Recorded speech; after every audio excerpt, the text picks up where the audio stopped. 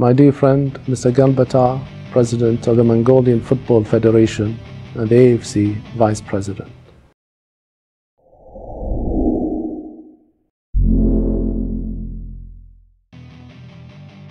Yaelah, AFC minta dijewer nih. Lagi-lagi timnas Indonesia dirugikan jelang laga perdana lawan Malaysia.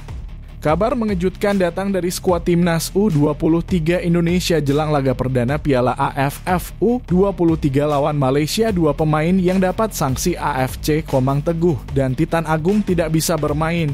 Komang Teguh dan Titan Agung memang tetap dibawa ke Piala AFF U23 meski mendapat sanksi AFC larangan 6 pertandingan.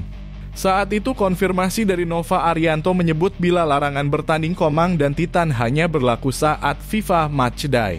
Ternyata hal mengejutkan terjadi, kini dua orang tersebut tidak akan bisa bertanding di Piala AFF U23 setelah AFC memberikan surat. Hal ini dikatakan manajer timnas U23 Indonesia, Endri Erawan. Yang jadi masalah dua orang ini, Titan dan Komang, kita juga kaget tiba-tiba tanggal 14 itu dapat surat dari AFC mengingatkan kita ada suspend dari pemain kita, kata Endri.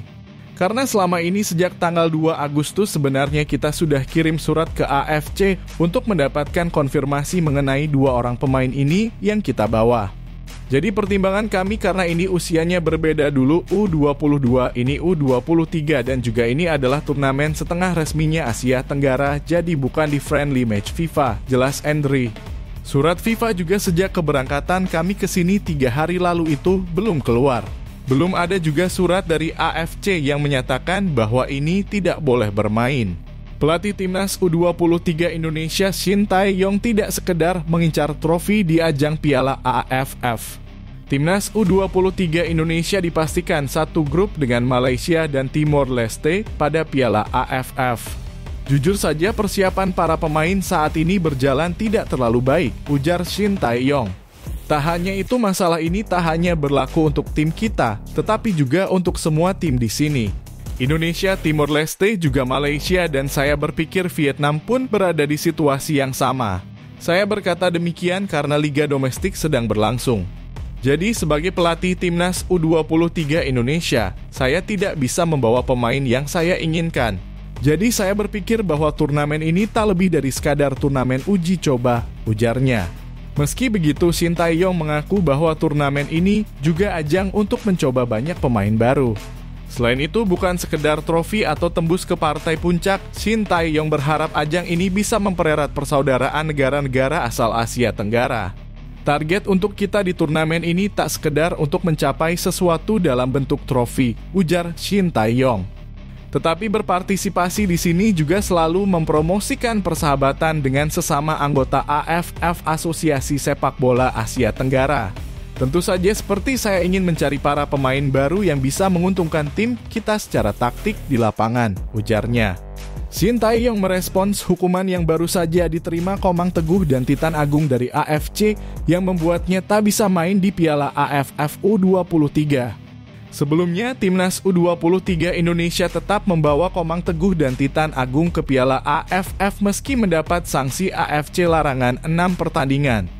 Saat itu konfirmasi dari Nova Arianto menyebut bila larangan bertanding Komang dan Titan hanya berlaku saat pertandingan persahabatan FIFA Matchday. Akan tetapi AFC mengirim surat yang membuat PSSI kaget karena status Piala AFF U23 tahun 2023 juga seperti FIFA Matchday. Shin Tae-yong sendiri dikabarkan tidak akan menyiapkan pengganti jika memang keduanya tak bisa tampil. Batas pendaftaran pemain adalah 8 jam sebelum kick-off, jadi kita masih bisa merubah 23 final squad, kata Endri. Seandainya mereka tidak bisa bermain, Coach Shin bilang kita akan bertanding dengan 21 pemain. Tidak mungkin ada pengganti karena waktunya udah mepet. Pemain juga masih bermain di Liga 1, ya sudah yang ada dimaksimalkan. Tapi kita berharap Titan dan Komang tetap bisa bermain, kita akan berjuang untuk itu, tambahnya. Pemain keturunan Indonesia Justin Hubner memposting ulang unggahan akun media sosial PSSI tentang HUT ke-78 Republik Indonesia. Postingan tersebut praktis membuat spekulasi bermunculan termasuk sang pemain yang diyakini masih berharap bisa membela timnas Indonesia.